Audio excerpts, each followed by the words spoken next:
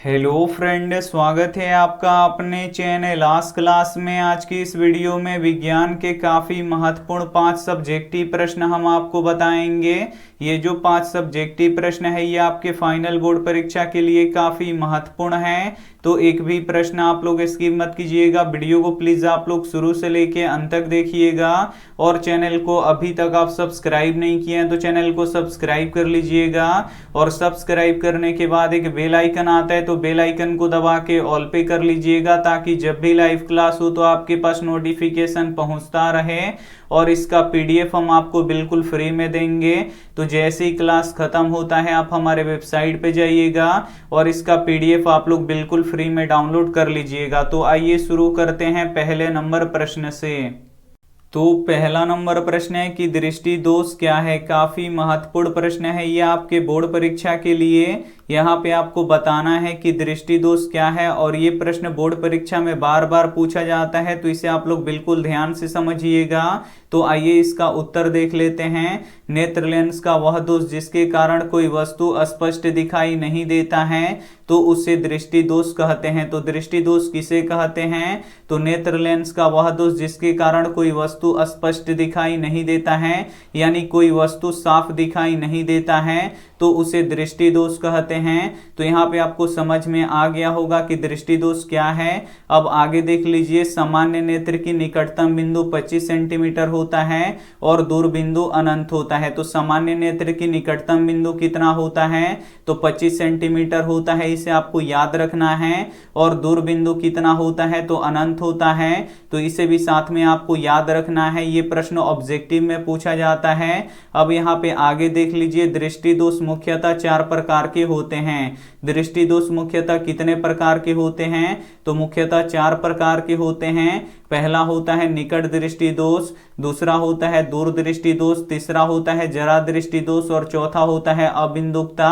तो उम्मीद करते हैं ये प्रश्न आपको काफी अच्छी तरीके से समझ में आ गया होगा कि दृष्टि दोष क्या है। अगर समझ में आ रहा है तो प्लीज आप लोग वीडियो को एकदम शुरू से लेके अंत तक जरूर देखिएगा। आइए देखते हैं अगला प्रश्न। 2 नंबर प्रश्न है कि लघु पठन से आप क्या समझते हैं। काफी महत्वपूर्ण प्रश्न है ये आपके बोर्ड परीक्षा के लिए। यहाँ पे आपको बताना है कि लघु पठन से आप क्या समझते हैं। तो आइए इसका उत्तर देख लेते हैं। किसी कारणवश जब गर्म तार और ठंडा तार एक दूसरे के संपर्क में आ जाते हैं तो लघु पठन की स्थिति उत्पन्न हो जाती है। तो जब गर्म तार और ठंडा तार एक दूसरे में सड़ जाता है या एक दूसरे के संपर्क में आ जाता है तो लघु पठन की स्थिति उत्पन्न हो जाती है। इस परिस्थिति में प्रतिरोध शून्य हो जाता है और धारा का प्रवाह तीव्र हो जाता है। जब लघु पठन की स्थिति होती है तो उस स्थिति में क्या होता है कि प्रतिरोध शून्य हो जाता है और जो धारा का प्रवाह होता है ये तेज हो जाता है। धारा का प्रवाह तीव्र होने के कारण ताप उत्पन्न होता है, जिससे परिपथ में आग लगने का भय रहता है। जब धारा तेजी से प्रवाहित होने लगेगा तो इससे ताप उत्पन्न होगा और इस ताप से परिपथ में आग लगने का भय रहता है। तो यहाँ पे आपको समझ में आ गया होगा कि लघु पठन से आप क्या समझते हैं। तो एक बार फिर से समझ लीजिए। किसी कारणवश जब गर्म तार और ठंडा तार एक दूसरे के संपर्क में आ जाते हैं तो लघु पठन की स्थिति उत्पन्न हो जाती है। इस परिस्थिति में प्रतिरोध शून्य हो जाता है और धारा का प्रवाह तीव्र हो जाता है। धारा का प्रवाह तीव्र होने के कारण ताप उत्पन्न होता है, जिससे परिपथ में आग लगने का भय रहता है। तो उम्मीद करते हैं ये प्रश्न आपको काफी अच्छी तरीके से समझ में आ गया होगा। आइए देखते हैं अगला प्रश्न।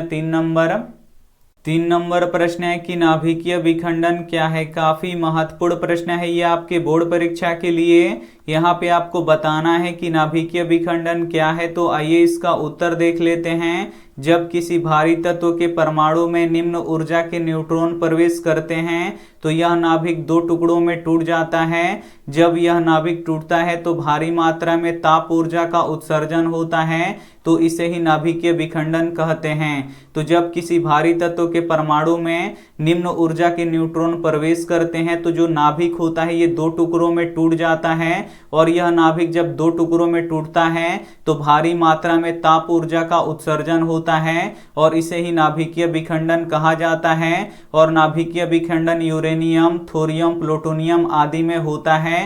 तो यहाँ पे आपको समझ में आ गया होगा कि नाभिकीय विखंडन क्या है। तो जब किसी भारी तत्व के परमाणु में निम्न ऊर्जा के न्यूट्रॉन प्रवेश करते हैं तो यह नाभिक दो टुकड़ों में टूट जाता है। जब यह नाभिक टूटता है तो भारी मात्रा में ताप ऊर्जा का उत्सर्जन होता है, इसे ही नाभिकीय विखंडन कहते हैं। और नाभिकीय विखंडन किस में होता है? तो यूरेनियम में होता है, थोरियम में होता है, प्लूटोनियम में होता है। तो उम्मीद करते हैं ये प्रश्न आपको काफी अच्छी तरीके से समझ में आ गया होगा। आइए देखते हैं अगला प्रश्न 4 नंबर प्रश्न है कि फ्लेमिंग का वाम हस्त नियम को लिखे। काफी महत्वपूर्ण प्रश्न है ये आपके बोर्ड परीक्षा के लिए। यहाँ पे आपको फ्लेमिंग का वाम हस्त नियम को लिखना है। तो आइए इसका उत्तर देख लेते हैं। जब हम अपनी बाईं हाथ के 3 अंगुलियां मध्यमा, तर्जनी और अंगूठे को परस्पर लंबवत इस प्रकार फैलाएं कि मध्यमा धारा की दिशा को बताएं, तर्जनी चुंबकीय क्षेत्र की दिशा को बताएं और अंगूठा धारावाही चालक पर लगे बल की दिशा को बताएं, तो इसे ही फ्लेमिंग का वाम हस्त नियम कहते हैं। तो फ्लेमिंग का वाम हस्त नियम किसे कहते हैं? तो जब हम अपनी बाईं हाथ की 3 अंगुलियां मध्यमा, तर्जनी, अंगूठे को परस्पर लंबवत इस प्रकार फैलाएं कि जो मध्यमा होगा ये धारा की दिशा को बताएगा और जो तर्जनी होगा ये चुंबकीय क्षेत्र की दिशा को बताएगा और जो अंगूठा होगा ये धारावाही चालक पर लगे बल की दिशा को बताएगा।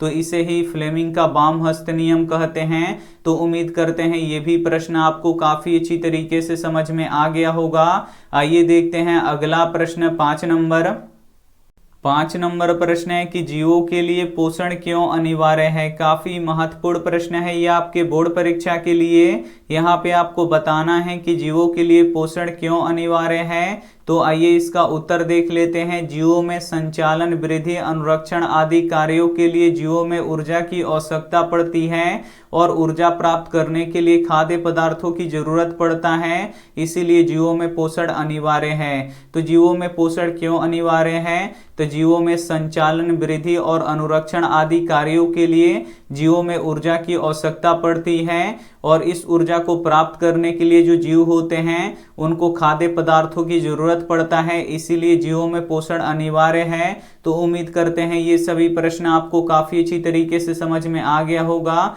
और इसका पीडीएफ हम अपने वेबसाइट पे अपलोड कर चुके हैं। तो आप लोग जाइए हमारे वेबसाइट पे और इसका पीडीएफ आप लोग डाउनलोड कर लीजिएगा। और यहाँ पे 2 बजे से आपका सामाजिक विज्ञान का हमारे वेबसाइट पे टेस्ट होगा। तो आप लोग 2 बजे से सामाजिक विज्ञान का टेस्ट दीजिएगा 8 बजे तक और आपका 9 बजे रात में रिजल्ट आ जाएगा। तो आप लोग 2 बजे से सामाजिक विज्ञान का टेस्ट जरूर दीजिएगा।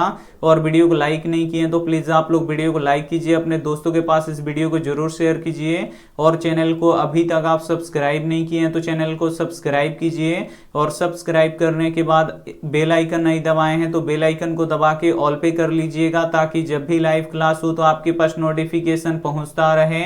Thank you for watching. मिलते हैं अगले वीडियो में, तब तक अपना ध्यान रखिए, मन लगा के पढ़ाई कीजिए। Take care and bye.